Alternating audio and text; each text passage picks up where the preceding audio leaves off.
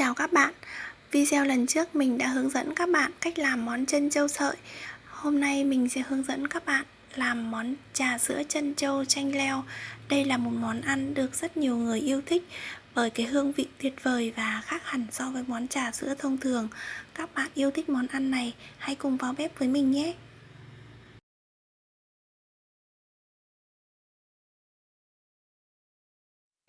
Nguyên liệu gồm 150g bột năng, một thìa canh sữa đặc, một quả chanh leo, một túi trà lọc và sữa tươi. Chúng ta bắt đầu làm nhé. Trước tiên chúng ta sẽ nhào bột trước nhé. Chúng ta sẽ đổ bột vào một cái tô.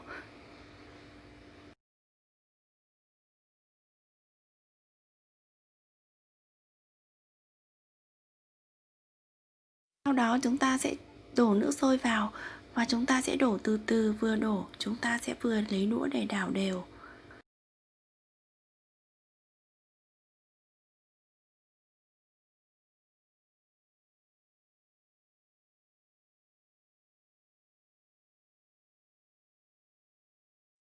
Trong quá trình nhào bột, nếu bột vẫn còn khô thì chúng ta lại tiếp tục cho nước vào để chúng ta đảo tiếp.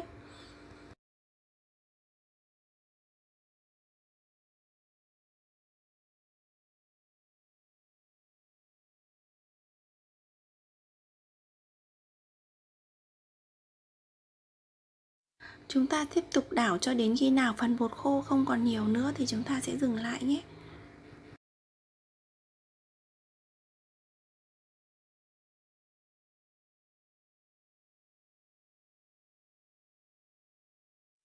Và chúng ta dùng tay để nhào bột cho bột được đồng nhất. Chúng ta sẽ nhào khi bột còn đang nóng thì các miếng bột này sẽ gắn kết lại với nhau.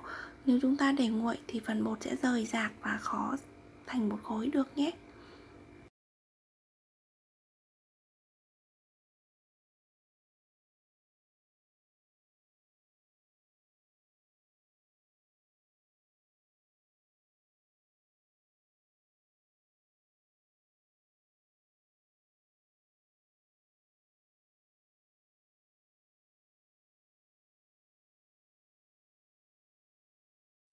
Tiếp theo chúng ta sẽ tiến hành chia bột.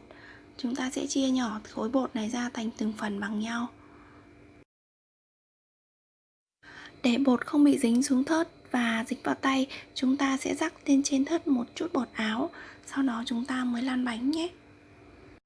Sau đó chúng ta lại tiếp tục chia nhỏ phần bột này ra để lăn bánh cho dễ.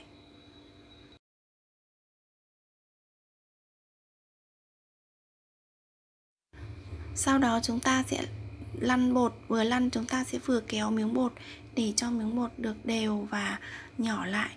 Sau đó chúng ta sẽ dùng dao để cắt.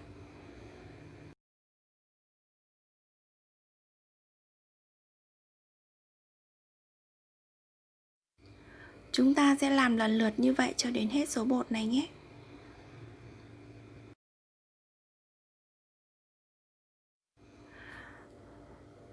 Bột của chúng ta đã xong và bây giờ chúng ta sẽ đem đi luộc.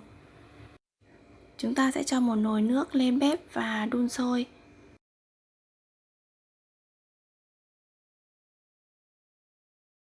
Khi nước sôi đều như thế này thì chúng ta sẽ đổ bánh vào để luộc.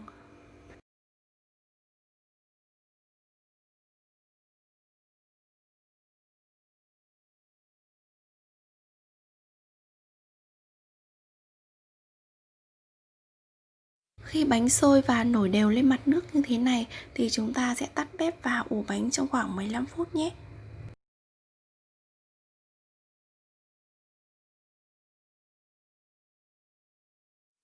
Trong lúc chờ bánh thì chúng ta sẽ làm nước trà nhé.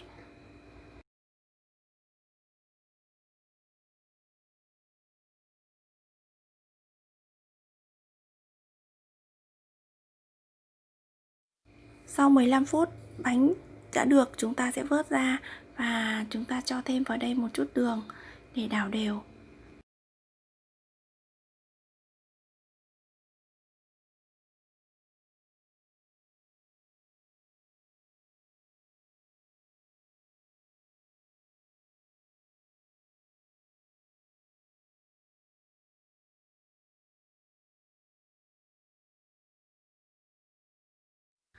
Đường sẽ giúp cho món trân châu trong hơn, đậm vị hơn và đặc biệt là các miếng trân châu không bị dính vào nhau.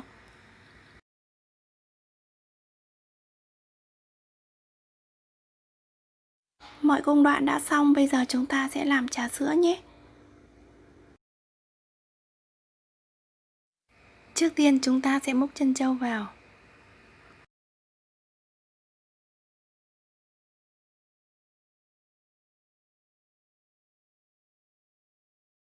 Sau đó chúng ta sẽ đổ trà vào.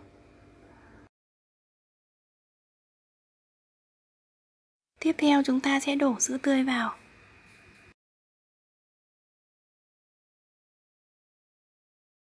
Tiếp theo nữa là sữa đặc, chúng ta cũng cho vào đây luôn.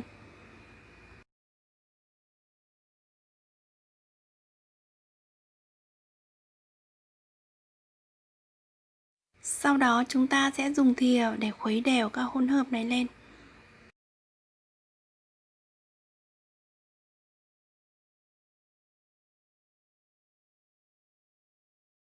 Hình như trân châu hơi ít thì phải, chúng ta sẽ cho thêm một chút nữa nhé.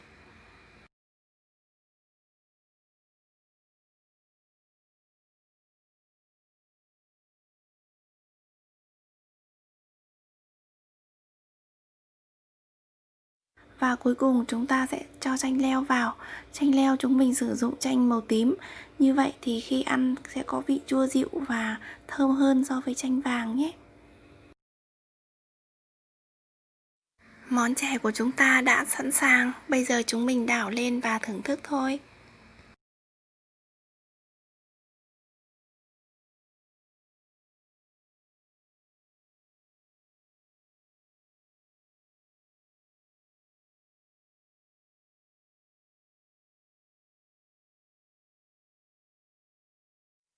Bây giờ mình sẽ kiểm tra xem thành phẩm của mình có ngon không nhé. Mời các bạn. Ngon lắm các bạn ơi.